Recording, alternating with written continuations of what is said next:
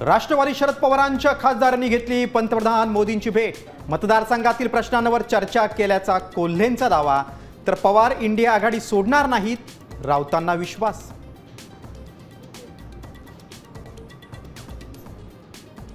दिल्ली सारखाच झारखंडमध्ये मोर्चा, हजारो विद्यार्थ्यांची विधानसभेकडे कूच, पोलिसांचा आंदोलकांवर लाठीचार्ज, पाण्याचे फवारे मारून गर्दी पांगवण्याचा प्रयत्न।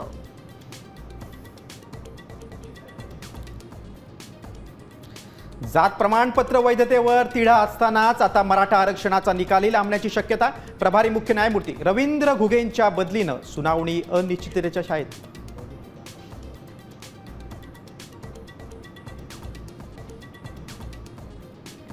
पिंपरी चिंचवडमध्ये भटक्या कुत्र्यांचा प्रश्न ऐरणीवर, 4 वर्षांच्या चिमुकलीचे कुत्र्यांनी तोडले लचके, भटक्या कुत्र्यांचा तत्काळ बंदोबस्त करण्याची मागणी।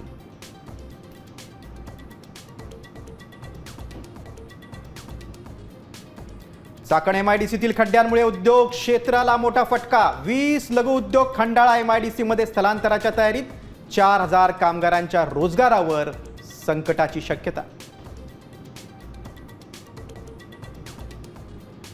आणि राज्यात विजांसह पावसाचा अंदाज, पुणे घाटमाथा, अकोला आणि अमरावतीत जोरदार सरींची शक्यता।